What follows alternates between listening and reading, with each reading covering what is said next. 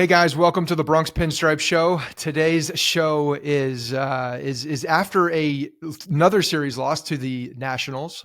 We have a different episode today. Andrew's actually driving up to the Cape, I believe, or he's going somewhere. He's not here. He's not here, and I was able to talk with Max Goodman yesterday of NJ.com, formerly of SI. But Max does a great job covering the Yankees on the beat and has been there through this whole debacle. So, I needed to talk to somebody else that wasn't the guys that we're talking to every day with Andrew and Ilya and Logan. No offense, gentlemen, but we needed to see I just needed to hear somebody else talk about this, and somebody from inside the organization or inside the beat so that we can really get a good pulse of what's happening. And so that's at the end of this. We're going to talk here for probably about 20 minutes. I got Logan with me. The game just ended on Thursday afternoon. It's about 5:00. And the Yankees unfortunately lost the rubber game. Now 0-7, Logan, am I reading that correctly? 0-7 in the last rubber games, 3-13 in their last 16 games. All bad news, all not great stuff. But the thing that did happen in this particular series is we got to see a couple more kids. I expect that to continue to happen because this team is still on a free fall, even though Aaron Judge is doing everything in his possible power to catapult them into something, put them in a position to win games. But yeah, man, Logan, let's start talking a little bit about the games because I want to get them out of the way so that we can talk about Cashman as well, because a lot of Max Goodman, a lot of the conversation that he and I had is about the team and what is happening, what's going on between Boone and Cashman and Steinbrenner, and just getting his take on certain things. We didn't really touch much on the actual games because what's the point of that at this in this moment. So yeah, man, let's get stuck into these games a little bit. Yeah, I mean, obviously as you watch the games now, you're just kind of trying to look for things that matter going forward, Beidou striking out 4 times today. Like, who cares? Like, he's not going to be here. It doesn't matter. But seeing, he might be here. He might be here. If Brian Cashman's the GM, I guess he might you be never here. know. You never know. But Rodon's going to be here next year. Like, I want to see him be good this last month. I want to be able to be confident going into him, into spring training next year that he is who he says he is, Yep. And I love seeing the kids. I like seeing King open today. That's what I've been getting excited for. So they were talking about King as well, and I think a lot of us thought this at this point. They've been stretching him out. He's been used as an opener. He has been a starter in the past, but there's a real opportunity for them to continue to stretch him out now and see what he can be, by the end of the season as a starting pitcher, and giving them another option in the rotation for next year if that's a possibility. If he does check out well, because I think they are looking for those types of opportunities. You and I were just talking about this right before we hit record. The one thing, if Brian Cashman is here, the one thing that he's been good at is assembling a bullpen. So I do have some confidence in him being able to go out and find another Michael King if Michael King is more of a value for this current team in the rotation, if that's the case. So yes, there are storylines. There are minor storylines for us to identify what's happening with this team. Again, we're looking at the makeup of the player. Their character is going to be revealed for the rest of the year. So we need to keep an eye on said character for these guys. So how did you think King looked? Let's go backwards. How did you think King looked today? He looked good. I think mentally, he doesn't go into it the same way that he does relieving. It feels. I hope not. It feels different out there when he's starting. I think he looked good. I think he looked the best. I think this is his third time opening, his second or third time. Yeah. The first couple times he looked a little shaky. I think that his stuff, he's got 4 good pitches at this point. And I think when he was younger and he was coming up, he started in the majors, a good amount of times. I think he can start, and I think he will be able to, and I think they should continue to stretch him out because like you said, the bullpen is good.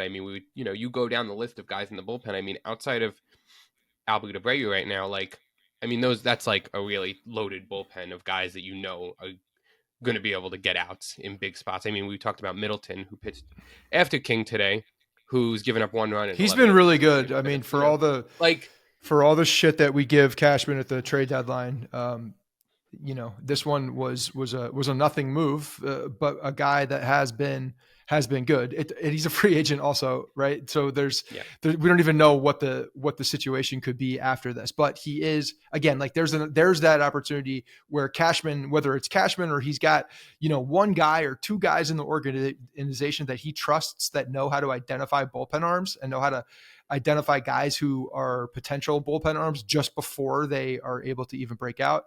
Whoever that guy is, if he's an analytics guy, if he's a baseball guy, they need to keep that person or that group of people who is identifying the bullpen. They're doing a good job. You could probably isolate those groups of people that are doing a good job, and you'd see very, very few of them.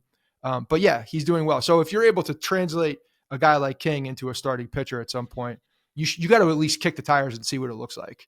That's what the remainder of the season essentially is at this point. yeah. I mean, like it's kind of crazy when you think about it. Like, all right, they go out and they get a guy like Middleton who was available for everybody for nothing. And you look at Yeah. these teams that even good teams that have shaky bullpens and they can't. I mean, for like you, it's like, like the Mets like couldn't find a bullpen arm forever and they still can't. And it's like, I mean, he deserves his credit when it comes to building a bullpen. I don't know about much else right now, but. So Judge hit another home run today. Yesterday, obviously, was his first 3 home run game. The guy's a monster. Even playing with 1.5 feet, he's a monster. He goes out there, and you saw it on display last night with his third home run. All he's got to do is make contact with the ball because he stays in the zone for so long. He's got such an extended period of time over so many other guys where his bat is through the zone that even when he mishits it, because that ball was not hit well, it was hit. You could see where the contact was made. It wasn't even good contact, but he's in the zone for so long that he's able to keep it fair. And then that's why he's able to really take advantage of Yankee Stadium and that right field. It's not even the missiles that go to right field. It's the ones that, would be lazy fly balls everywhere else that he's able to, and really foul balls for a lot of guys, because it's really difficult to keep that ball fair. He's able to do that because he's so strong, even when the ball travels on him a little bit, and he keeps it fair down that short porch. So 3 home runs. I mean, what a beast. He really is unbelievable. Made a put out today in the outfield. But yeah, man, he's even on 1.5 feet. The guy's been good. So I'm hopeful that he can get some R&R coming up in the near future if the Yankees just continue to tank. Yeah, no, I mean, like watching a bad team, watching a good team, like you just love to watch him play. He comes up to the plate and you just want to watch the at bat. And like, I mean, I know it doesn't really matter, but Stanton today, it was like, that was like the Stanton of old. He had 5 really good at bats. He had 4 hits. That home run was to right center field, just like, he's capable of, but he hasn't been doing that much. He had a really good at bat in the 9th inning against Finnegan for the Nationals, with the game on the line. Went down 0-2, worked it back to 3-2, ended up getting a hit. So like, I mean, I know the Nationals are a bad team. So we're just talking about the Nationals. I just got cut off. My camera decided to say I was going to stop working, and we're back.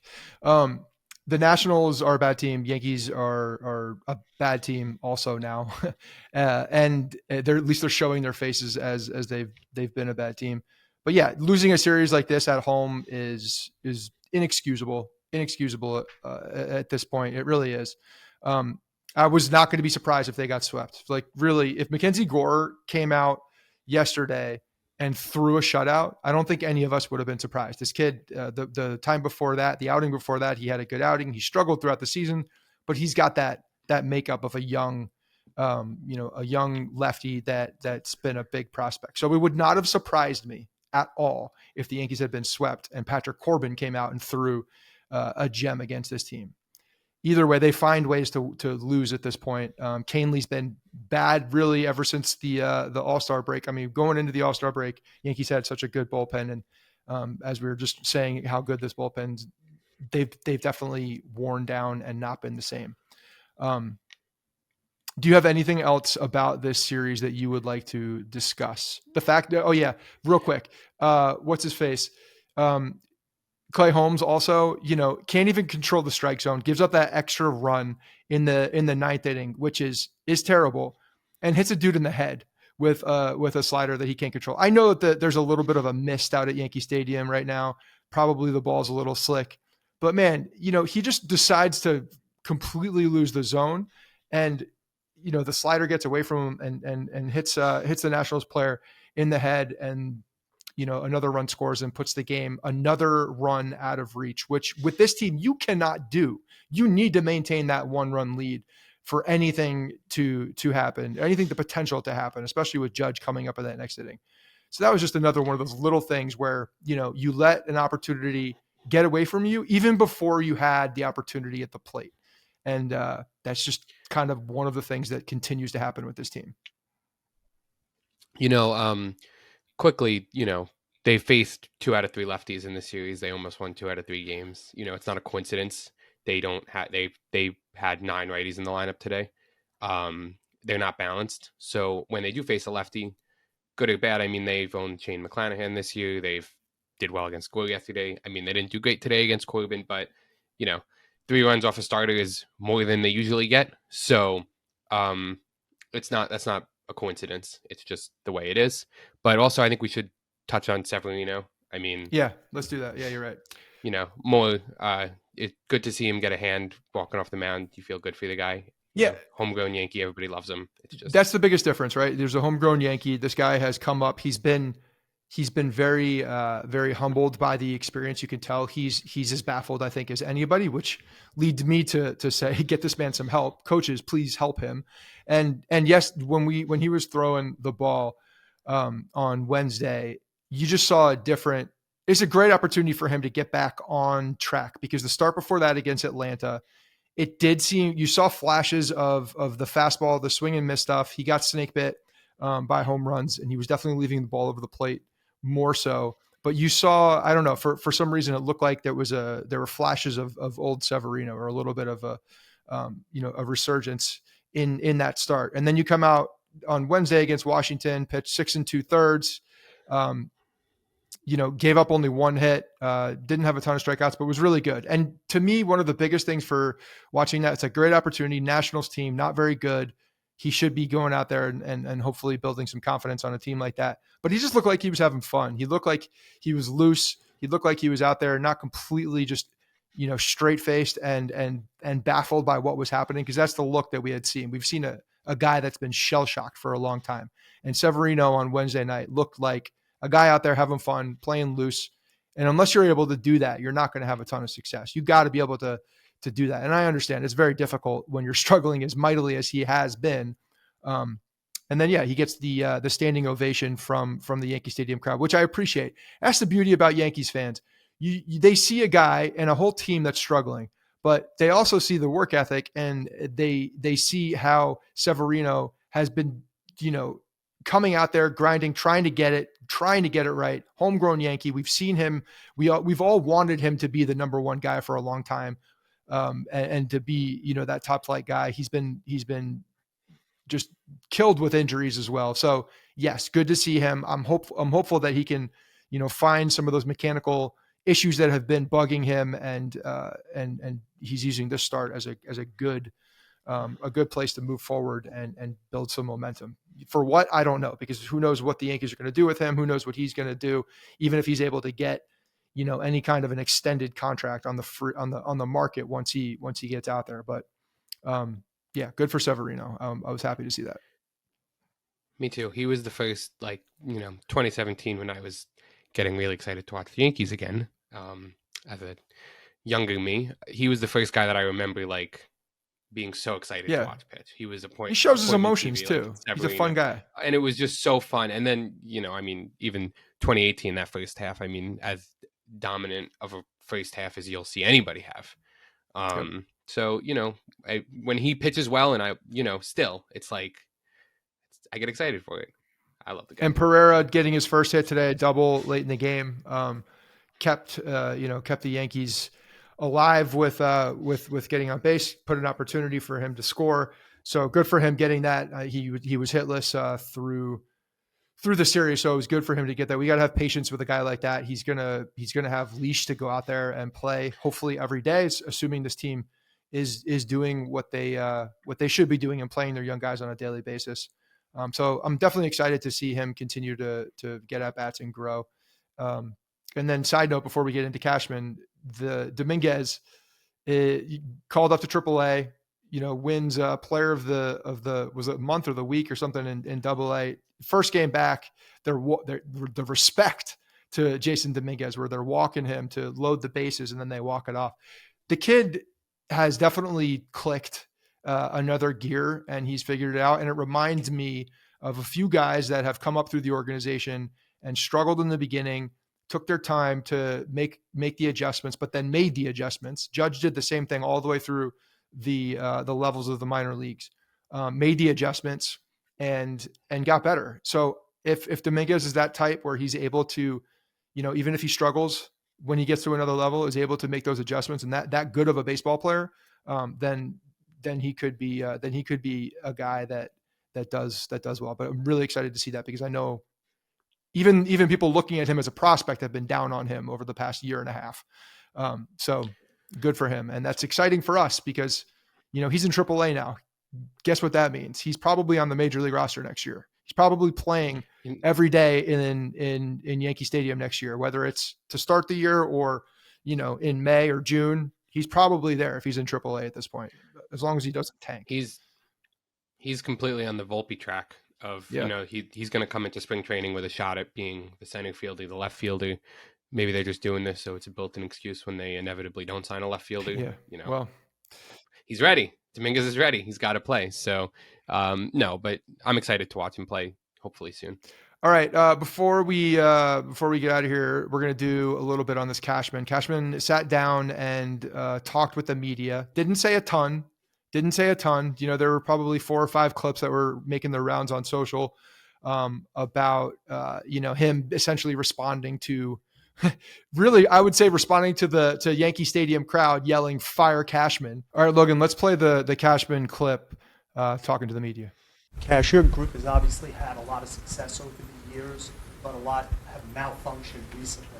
Why should you and your group be the ones, you mentioned fixing things, be the one to fix it again? Well, that's the job we have. So we'll do everything in our power to fix it. What do you think you guys do to earn that right? In other words, why you guys? I think we've got a pretty good track record there, Joel. We've had a real good run of success, but this at the same time is not an easy sport. Nothing's guaranteed. So I guess I would counter, I don't think there's anybody in this planet that felt that the New York Yankees, as constructed, leaving spring training, entering spring training or leaving spring training, wasn't a playoff contending team. And I would say anybody in our roster, anybody on an opposing roster, or anybody in this room in the media, I doubt there's anybody that predicted that we were not a playoff team. And I certainly didn't. So, but at the same time, it happens, and a lot of it's happened. And because of that, there's a mess on our hands. And why I have the power, which, and I don't have the power, but why I'm in the position I am, I'll do everything I can to try to clean it up and fix what's broken or what is broken along the way. Some of it will fix on its own with players getting healthy back. But as we see with Severino, there's no guarantees with that too. So we've had a lot of hard lessons this year, and sports can bring you that. We've been able to withstand that for quite some time, for quite a long time, which I'm proud of. But you can be proud of certain things, and I'm certainly not proud of this season. I can tell you that right now. So Brian Cashman is answering Joel Sherman's question on one of them, essentially, looking for an explanation, identifying, what he believes is the problem. And look, what Cashman just said right there, I think is pretty revealing. Cashman does believe that there's a lot of bad luck that happened this year, and it is a significant reason why the Yankees are in the position they are in. Now, he even says shit happens. Well, I do believe, I do agree with him in some regards. There has been a lot of bad luck that's happened this year. There's no doubt. Like if you're not looking at that as a Yankees fan, then you're not being completely honest with the whole situation. That said, there was a lot of bad things, that a lot of bad luck that happened on a flawed roster that was there were no contingency plans for. They were put in a position where they had to probably too many things to go right for it to actually positively affect what this team had done. But there were some bad things that happened that were unfortunate. Obviously, the Judge injury, the Rizzo situation, LeMahieu just being complete dog shit in the first half of the season. He's what, 292 clip, I think, since the All-Star break. But you see just a continuation of a lot of bad things that have happened. And when I'm looking at specifically why things are going bad and what has gone bad, you have to look at the things that didn't happen, or the things that did happen that were not good. As far as the trades that Cashman has made in the past year and a half have been terrible. The lack of signing a left fielder, terrible. The Rodon free agent deal right now looks absolutely horrible. And while fans are excited about a new guy coming in, it's the job of Brian Cashman and the organization to identify who those people are, at what cost, and do the diligence to make sure that this person is able to come in and succeed. There's been a lot of things around Josh Donaldson and how he was a cancer in the clubhouse in Minnesota. A lot more of that's been surfacing, and things that they've known. That's not the first time that Brian Cashman's looked past character issues, looked past opportunities where certain players can't perform in a big market, or signs that are pointing to that. Happened with Sonny Gray. They disregarded. If they had asked one beat reporter on the Oakland beat that year, every one of them would have identified and said, this guy will not be able to pitch in a big market. And there was a lot of confidence behind that. When we talked to some beat reporters, nobody asked them, no due diligence on that. And if you're not identifying that personality in New York matter, and they're very correlated with performance, then you're crazy.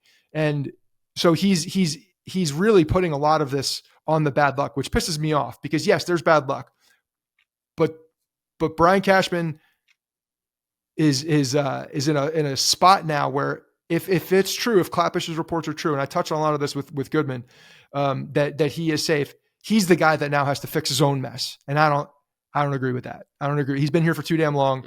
There's been too much of a mess over the past 5-6 years for him to clean it up, or even for him to have the ability and right to clean it up.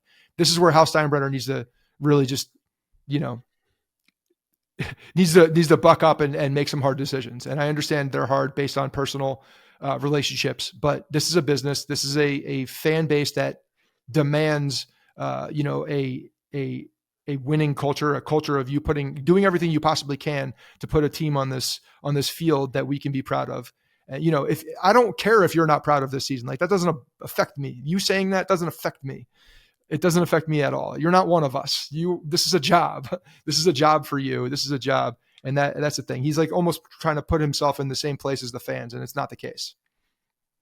You know what? Like, his biggest problem, I think, and doing the Cashman history episode, because I don't remember most of his time here. I don't remember the good times that he sat here. But doing that, it seems like his issue has always been allocation of resources. I mean, and I know that's a lot, because that's the number one job, but nobody, it seems, has done less with more than Brian Cashman has when it comes to, the Yankees. I mean, I've talked about it a couple times, this past offseason, everybody wanted Carlos Rodon. I'm totally admitting that. Everybody thought Rizzo was a good move. For the same money, they could have had Freddie Freeman and Nathan Eovaldi. Yeah, I mean, we can Monday morning quarterback all day. Exactly, you're never gonna. Exactly. You can always do that. So I'm not a big fan of doing that, because you can always look around and find a better deal of guys who have worked out. It doesn't. That's not reality. That's not how things operate. Right. So I'm fully admitting, walking into the season, looking at the players there, I thought they were going to be a good team. I thought they had the ability. I thought they had enough diversity to change things up. And then the shit hit the fan. But that does not say that I'm not in the room. I'm not doing the scouting on Carlos Rodon. I'm not there doing all of the due diligence that they need to be doing to clearly find if he is a guy that is able to help this team out. Another injury missed. So it goes back to a lot of the opportunities where they took guys that were hurt, that were or on the verge of being hurt.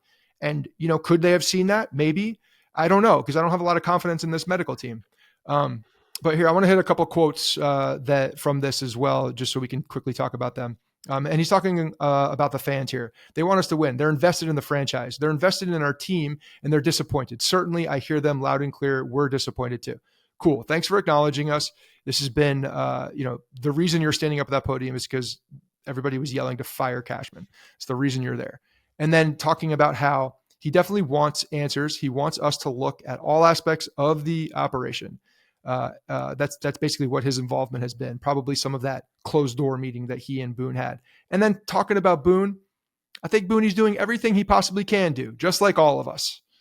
So again, lumping everybody into the same group, saying that they're doing all the things that they can, a little out of touch, to be honest. And I don't believe that Boone is doing everything he can. I do think, and I talk about this, I'm not going to duplicate too many things that I'm talking about with Max Goodman, but I believe that there's a good amount of things on Aaron Boone. You look at what happened today with the base running errors, Higgy running on the ball that's in front of him from second to third and being thrown out in a tight game. That is on the player, no doubt about it. But it is also on the coaching staff for not being on top of that. It's happened too many times to too many players for it not to be a coaching issue with little things like that. Like mindful coaching opportunities don't happen on this team. And it drives me insane when I see those things. Yeah, go ahead. Yeah, no, I mean, it's just, same story, different day. I mean, it's the same. He says the same things over and over again. I mean, he believes that it's a shit show and they basically have said that. And there is and it's like, it's hard to, when he says, shit happens, it's hard to believe that when you look at a team like the Astros that have been to 6 straight ALCSs, have a couple World Series. It's hard to believe that when you see the Dodgers, who win their division every year.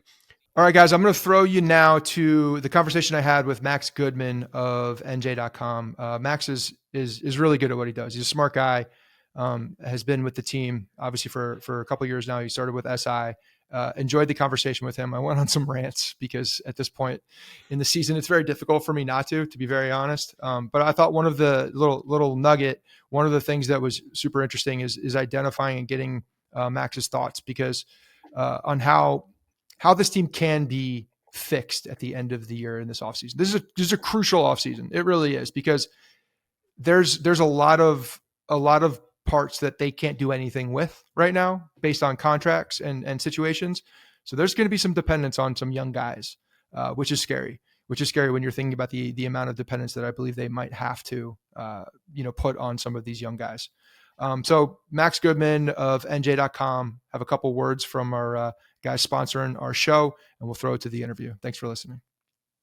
All right, guys, excited to get a guest. We haven't had a guest on in a while. Max, we've been, Andrew and I have been just complaining to each other and yelling back and forth for the last month and a half, I'd say. Ilya and Logan, our producers, have had to bear the brunt of that. But so now I'm excited to talk to someone who's extremely plugged in and be able to have this conversation with possibly a different perspective. We will see. But everybody, welcome in Max Goodman from NJ.com. Max, thanks for coming on, man, and taking the time. Appreciate it.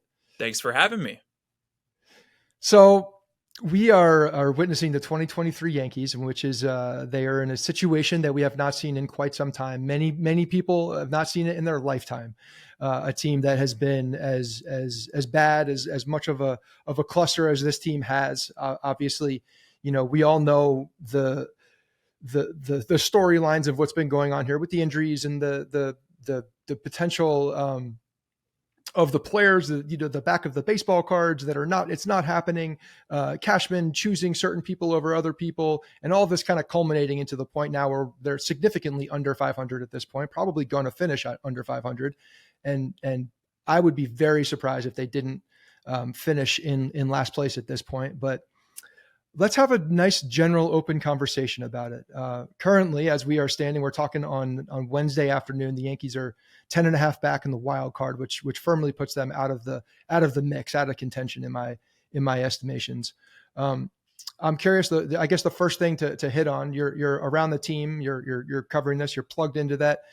we hear all the things that they're talking about, how it's, right in front of us and you got to come in every day and all of the storylines and all of the company lines that Boone has been putting in. I mean, even starting to hear it from some of the players. Well, what's the tone? What's the tone that you're perceiving from these guys and having to regurgitate a lot of the same answers and really just nothing working for them? Sure. I mean, we were talking about this before we pressed record and went on here. It's the same story every single day with this team at this point. The offense can't hit starting pitching. The depth isn't there. The veterans are still struggling. Some are having the worst seasons of their careers. The pitching hasn't been there after Garrett Cole. I mean, Clark Schmidt's had a great year, but the depth in the rotation, it's not as reliable as it certainly seemed it was going to be heading into this season. And even the bullpen is now starting to falter a little bit after being the best in baseball for pretty much the whole season. So it's really a perfect storm of everything going wrong. And I think that if you're going to point fingers, you can point them at everybody, right? From certainly the players and the guys that haven't performed to the expectations and the standards of who was brought in and who was expected to contend for a championship. I think Boone deserves some of the blame, although I don't think that it's his fault for what's been going on. And he's a player's manager, so he's riling up the troops behind the scenes, as much as that's getting annoying, I think, for a lot of fans to hear the same answers every single day. It seems like behind the scenes, the players have his back. We know that Cashman is responsible for a lot of this. He built a flawed roster. The construction is the deepest seated issue here. And then it goes all the way up to Hal Steinbrenner as well, and the financial investments that he's made, maybe in the wrong places, maybe not enough at certain times, leaving holes in the roster, refusing to act at the deadline and not go all in or not sell. So it's a case study of what you don't want to do for a team with a $300 million payroll in the biggest market in sports that's supposed to win a World Series. Hasn't happened since 2009. And now this is the worst year that, like you said, we've seen in a generation. So I think there's a lot of work to be done after watching this team. I mean, for them to, if they lose on Wednesday, it's the longest losing streak in Yankees history since 1913. We're talking about a team crazy. Playing against shoeless Joe Jackson. Like, that is a testament to really just how putrid this team has performed of late. And it doesn't seem like that losing streak is going to end. So a lot of work to be done. Like I said, it's going to be an eventful offseason, I think. Again, we're talking after only one game of the National Series. This will come out either before the last game on Thursday or Friday. But lining up Mackenzie Gore and then Patrick Corbin, who could find lightning in a bottle, as we've seen him have very good success in the past. There's a very good possibility that they could get swept by the Nationals. Like, when you look at the starting pitching on the other side, there's absolutely a possibility. Severino, who nobody knows what's going to happen when he picks up the ball and throws it towards the plate. Nobody knows what's going to happen there. All right. I don't even want to talk about the games, really, about these things. Let's break some things down, because you kind of summed that up nicely. And I think there's a lot of things to unpack and to have conversations about. We can start with Aaron Boone at first. You mentioned that, Boone, you don't believe that Boone is really, primarily at fault here, which is totally understandable. I agree to a certain extent. The roster was given to him. He's not the guy that's constructing the team. He's not signing the players. He's not offering the contracts. He's not doing that. He's not mandating how much money they can spend. He's doing what he can with the players and the tools that the Yankees have given him, right? One of the big things that the Yankees sold us on when they hired Aaron Boone was that he is a player's manager. He's the guy that relates to them well. And that's where I start having the problem, because everything that we've seen from him on the field, obviously a green manager, hasn't done it before when he first walked in, but the relationships were tight. That's all the things that we heard. We've seen multiple young players decline since he's been there. Guys that we thought would be, after 16 and 17, we thought we had a nucleus. We thought the Yankees thought they had a nucleus. And I think that at that point, if you pulled fans to understand what Brian Cashman had done, he would be polling pretty well with that new nucleus coming up. But since the Ferrari was handed over to Aaron Boone, we talked about this on the last episode. The only player that has excelled is Aaron Judge, and he had to completely go out of the organization and revamp his swing after 16 when he was striking out at 50% a clip in that second half when everybody got called up. Obviously that worked. He's now the player that we know. But you believe that the players have his back, because I'm sitting here seeing Aaron Boone hold a players only meeting without one of their best players, Garrett Cole, who ducked out, or I know he was pitching the next day, but was not present for something like that. To me, there have been a lot of moments like that are just a little tone deaf from the outside looking in, with when to rally the troops, quote unquote, when to be the more stern father rather than the cool dad. Like, at what point is this a tired act to the players? Because if I'm in that dugout, I feel like that would be getting to be tired at this point. We just haven't seen him have success as a manager, and frankly, the communications and like relating to the players, I'm just not seeing it as much as I was, dubbed to see this. So sorry, that was a long thing to say, but yeah, just curious your thoughts on that. Well, the first thing that comes to mind is I know that fans have been chanting "Fire Boone." I think a vast majority of this fan base is probably wanting a change there. Sure. I don't know if the grass is always greener on the other side. I think you can make that case with Cashman too, right? I mean, as much as they haven't won a championship, this is a team that's competitive every year. And like you were talking about, like we both talked about, this isn't Boone's roster.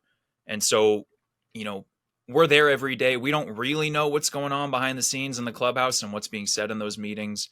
It certainly seems, from my perspective, that group is fond of Aaron, and it seems like he has a pulse of that group. I think, speaking of tone deaf, the stuff that he says to us is getting a little tired. But also, what is he supposed to say? Yeah. He's rolling Luis Severino out there. I'm sure it's not his decision, and when Severino continues to get shelled, I mean, whose fault is that? It's not Boone. It's not the outfielders. It's Severino, and it's Cashman for having that roster. And I think you can throw the analytics guys in there and maybe the other coaches. And it's just an organizational failure this year. So you bring in someone else as a new manager. We in the press box, we've been, joking around and trying to think of who that conceivably could be. And you bring in someone like a Don Mattingly or a legendary Yankee or a new face, Willie Randolph. Right. And in a couple of months, then they're the pariah and the fan base is turning on them.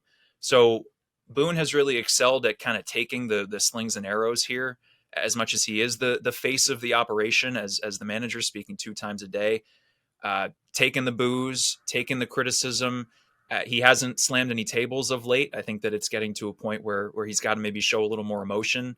It's right in front of us. Like, those buzzwords and phrases are certainly a jab for this fan base with what they've been seeing for all these months now. But, I don't know if changing the manager is the key here. I don't know how they fix this. I think it's going to be more than one personnel change. And again, it comes down to who Aaron Judge wants in there, who Garrett Cole wants in there. And if those guys are happy with Boone, then maybe he gets that one more year of his contract and they run it back, because again, it isn't his fault.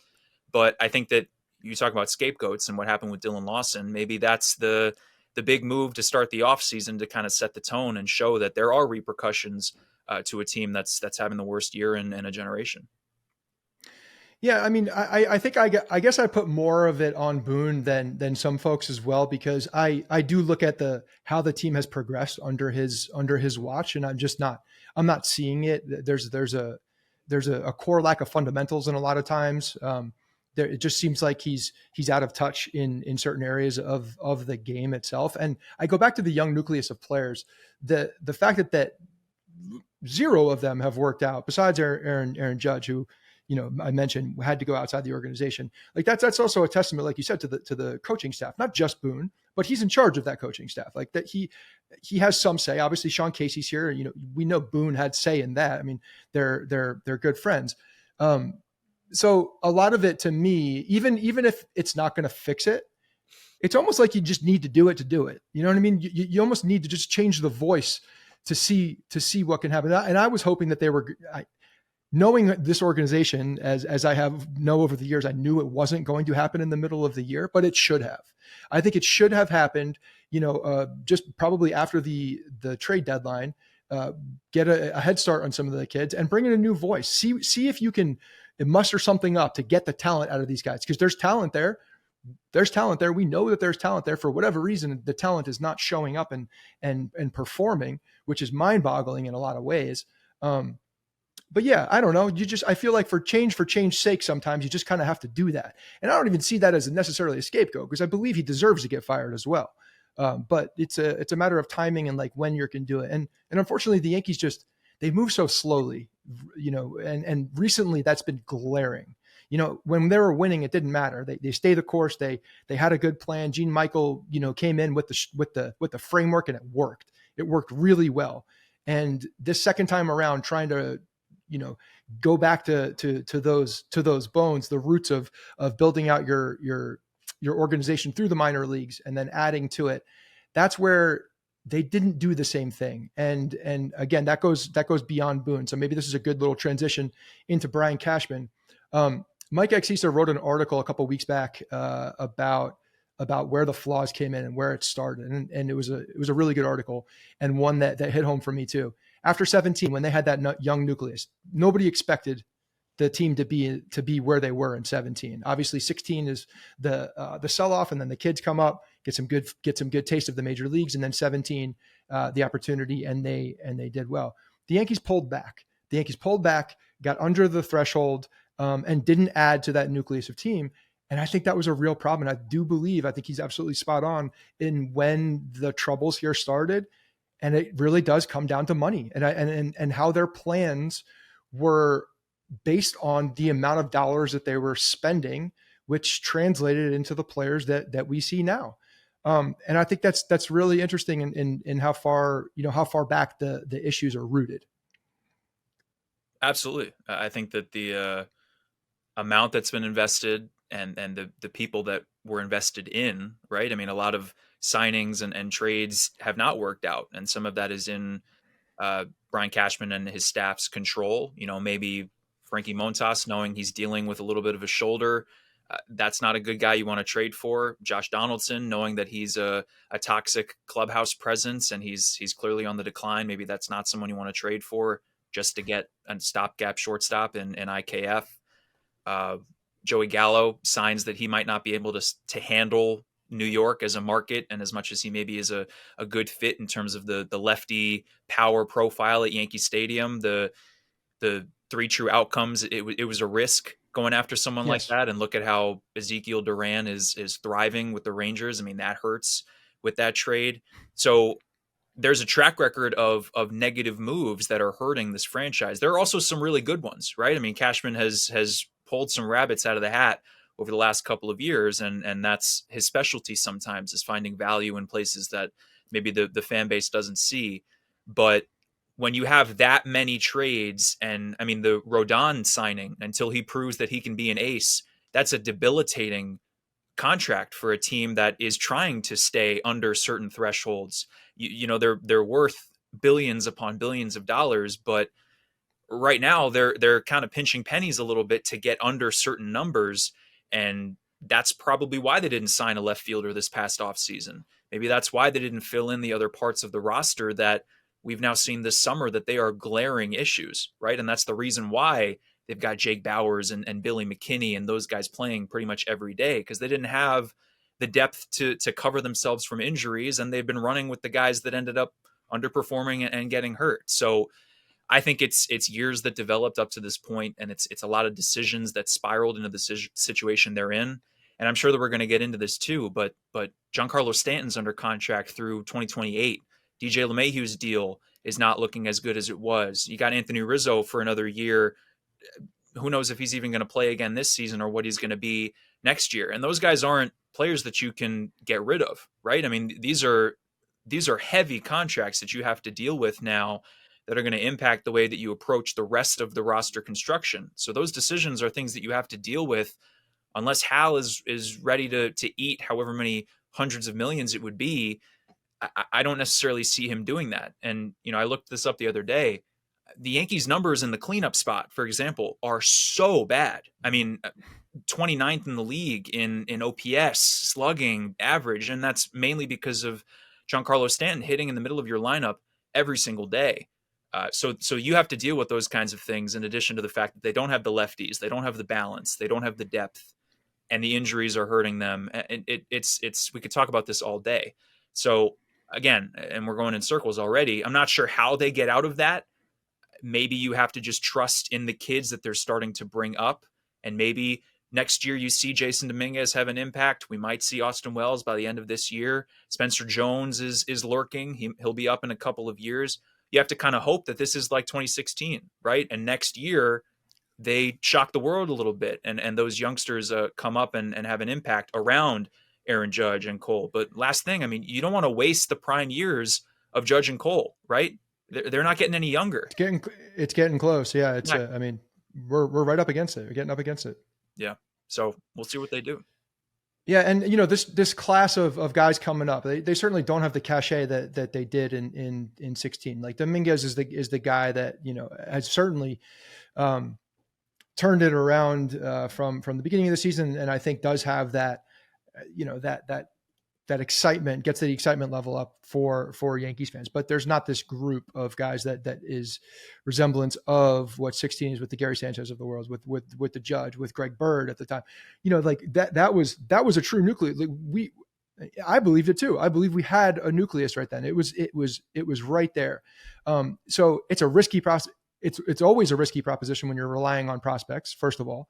But if you're relying them in the amount of names that you just said to come up and to basically get them out of jail on some of these bad contracts, like the probability of that happening is extremely low. And even if they come out of the gate, the sustainability of a young player like that is just not in the percentages are not in the favor. I mean, you've seen it many times, even with Glaber, how he's peaked and then dipped and then, kind of found his way again.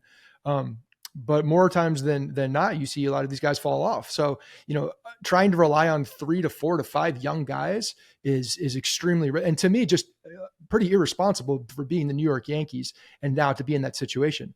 But you're right. The situation that they're in currently, and with the free agents that are leaving or potentially leaving, and the massive contracts that are existing right now, you almost look around and you're like, okay, what can really be done that's substantial enough to make a dent, besides the fact that it's the same company line. These guys just got to play better. These guys got to play to what we think they were going to. Rodon's got to be a number 1/2. Cole has to continue.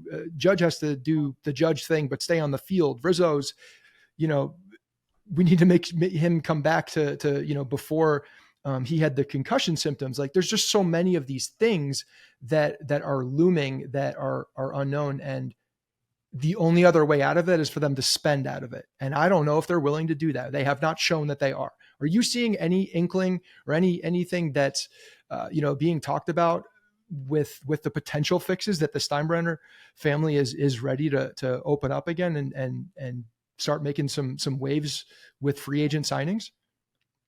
I mean, I don't see them having a Steve Cohen type offseason. And quite frankly, I don't know if that's the answer here either, because then you're at risk of digging yourself into even more of a hole. I think that you're kind of just hoping that Pereira, Peraza, Volpe, Dominguez, Wells, that's enough of a jolt to help you get out of this and make sure that you're capitalizing on the next couple of years of Judge and Cole. I mean, in 2016, if you were told that Judge was going to be a perennial MVP candidate, have one of the best single seasons in baseball history, and be the next captain and potentially be underpaid a $360 million deal, I mean, I think you would take that. But the rest of that class, the rest of the baby bombers didn't really pan out. And so now you're entering that same kind of conversation, because all those names that I just mentioned, not all of them are going to work out. I mean, we're even seeing with Volpe, right, that it's going to take time, and he's someone that hit for average in the minors, and he's hitting just over 200. So you're seeing those flashes, but for him to reach his ceiling, it's a lot of what ifs across the entire roster. So right now you're benefiting from the fact that it's a cheap bullpen, and you're benefiting from the fact that you have a little bit of depth in the rotation to maybe withstand the fact that it's a lost year for Nestor, and Herman is no longer a factor, and Severino, you can't wait for him to go out the door after this season, and Rodon is an L. of a contract so far. I mean, it's that perfect storm in the worst way possible. So do they spend big? This is an opportunity to kind of reset this offseason and maybe go into next year and have a lot of youngsters in the lineup. I'll talk about center field, for example, right? Harrison Bader is a free agent after this year. In other situations, and I'm going to write about this later this season, so a little sneak peek of that. The guys that I've talked to in that clubhouse, they want Harrison back. He is an exemplary defender, a great clubhouse presence, and he's had his moments on offense, namely in the postseason last year. In past years and past generations, the Yankees would give him whatever he wants to have him come back as a star in a premier position. But he's about to turn 30 now. He's often injured. The offense hasn't been that great overall. And he's league average. Right. And there are these prospects coming up behind him, right? So at the end of the day, does it really make sense to give him a multi-year contract? Probably not, especially if he's going to ask for like an Andrew Benintendi type of deal that 4 or 5 years, $75, $100 million, like that's not something that they can necessarily afford to do when the LeMahieu type of deals don't work out. So then it's a risk, right? You're running with Pereira out there on opening day, or you're rushing Dominguez to get up there, and you have to be very careful with that jump, because if they're not ready, then you run the risk of having a Volpe type season where it takes an elite future star to kind of work out of that and possibly dive into bad mechanics and start pressing and all of that stuff. So these are the decisions that they need to start to think about for this offseason, because they have to make certain investments. They have to kind of cut ties with certain players that we've seen for many years, and more wrong decisions, you're going to dig yourself into more of a hole that's impossible to get out of.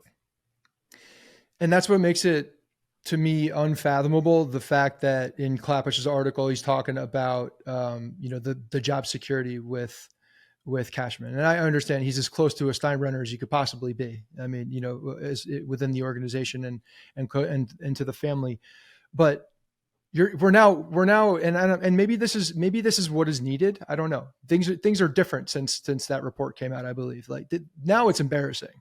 They're hitting on embarrassing Yankee statistics. And like you said, like you're going back to Shoeless Joe Jackson days for competing with a losing streak like this if they lose tonight.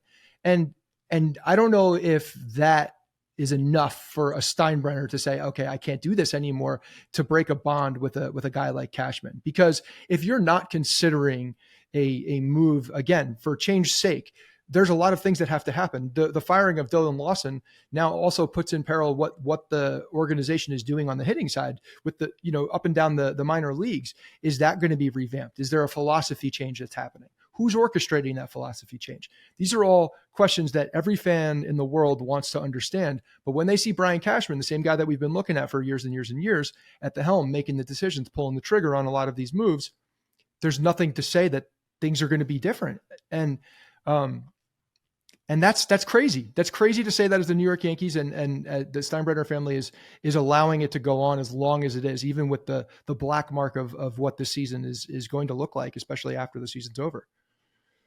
Well, I mean, if there was ever a time to fire Cashman or fire Boone or totally overhaul whatever they have behind the scenes, it would be now. And if you don't fire Cashman, then he's untouchable, right? Because it's not going to get worse than this. And you're looking at now in the AL East, for example, like when are they going to win this division? I mean, the Orioles are turning into a I'm not going to say dynasty, but like a juggernaut in this division where they have the young talent and the MLB ready talent to go on a run where 5-7 years, like they're going to be winning the division. The Rays aren't going away. The Blue Jays have a young core, and the Red Sox are competitive too. I mean, it's going to take a huge jump for this team to start to win that division again. And yes, having multiple wildcard spots helps, but I mean, to have the worst season since 1992 or whatever it ends up being, that would be the last time they had a losing season. Worse since 1995, haven't made the playoffs since 2016, which isn't that long in baseball terms, but for the Yankees, that's a really long time. I mean, this would be the time to make a change. And so if he's not going to do that, I don't know how fans are going to react. But like I said earlier, I don't know if the grass is greener on the other side. He'd have to have a guy that he can trust to bring in to maybe revamp philosophies behind the scenes, or just try to take a chance. Because if you make the wrong decision there and you take out somebody who had them competitive every single year without fail up until now, then, like I said earlier, you're digging yourself into a hole that might be too hard to come out of. So it's a very important offseason, right? I mean, this is a formative decision whether you hold on to certain folks in that organization or not. It's something that we could be talking about for many years. And like I said, I mean, I don't know if they can win the division in 2024. It's going to take the core turning into something special right away, and those other, outside parts of the roster, those moves, those trades, those signings, they have to be perfect as well. And that's not very Yankee-like to go into the next couple of seasons just playing for a wild card spot. I don't know if Steinbrenner is going to be, complicit with that. It doesn't seem like it's very on brand for that family name. Right. As of recently, maybe so, but that's, yeah. I know you got to get going in a couple minutes here. The last thing, kind of touching off of what you just said, I think that one of the core issues I've had with Aaron Boone as a manager is accountability. I don't feel like he holds his players accountable enough for some of the struggles that they have. Constantly, again, this goes back to like him being a quote players manager. He's constantly, when you guys are asking for why, what can be changed? Are you seeing what we're seeing? And the answers that he gives back are just mind-boggling sometimes and drive you a little nuts. The accountability throughout the organization does feel like a really big problem.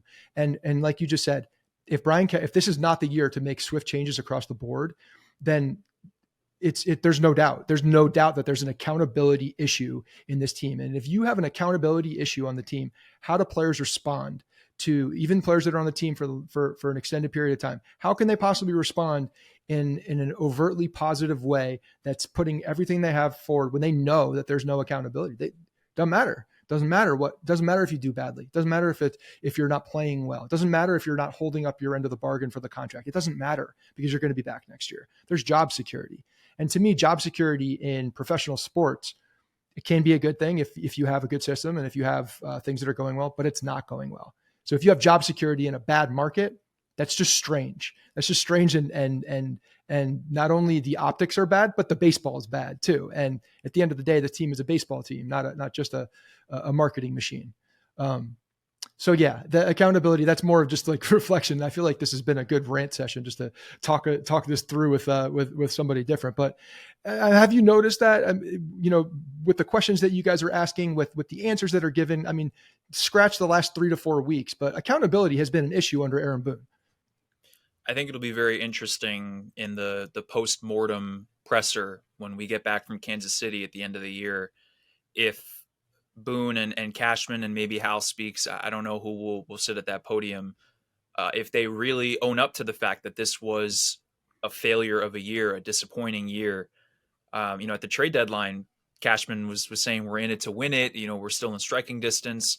And that was after not really making any impactful moves.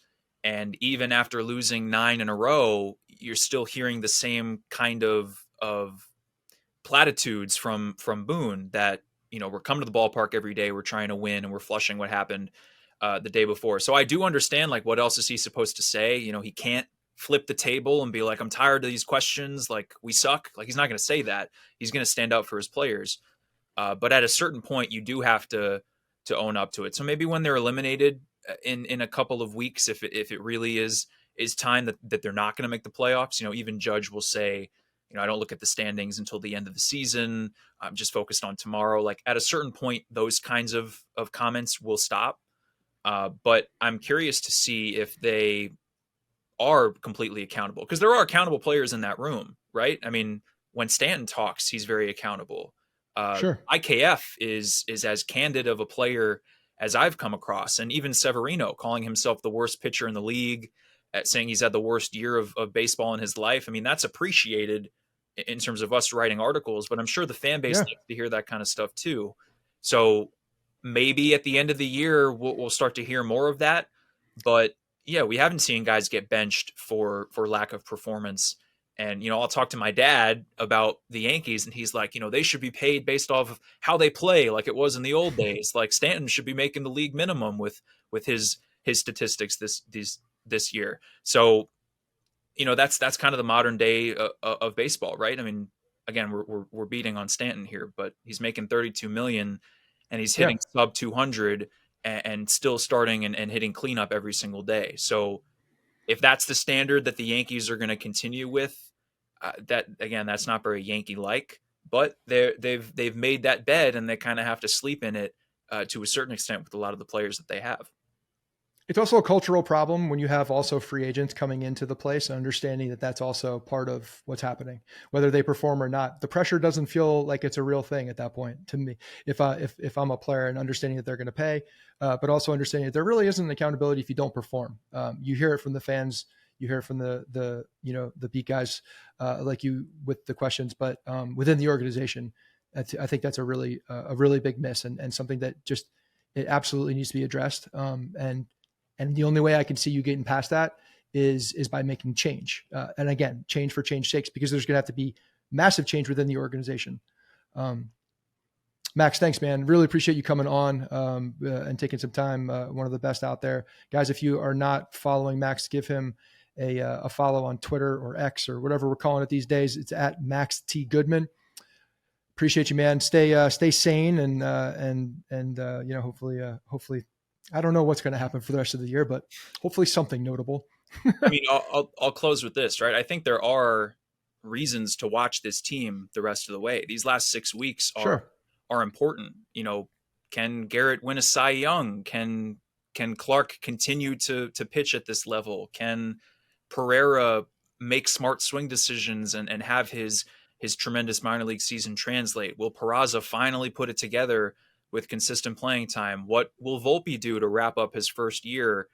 Is Judge going to maybe take some time off and get healthy, start to look ahead? I mean, there are a lot of storylines to watch. Please give him rest. Yeah. It's just getting to a point where I wrote this last night, like the losing streak doesn't seem like it's going to end. I mean, they're going out there and getting shut down by Josiah Gray, and it's not a surprise. And I think that that's a huge testament to what this offense is. I mean, when Ben Rortvedt has your 2 hits and the rest of your offense is 0 for 26, and it's like, yeah, that tracks. I mean, that for the payroll that they have and the stars that they have, it shows that change is necessary.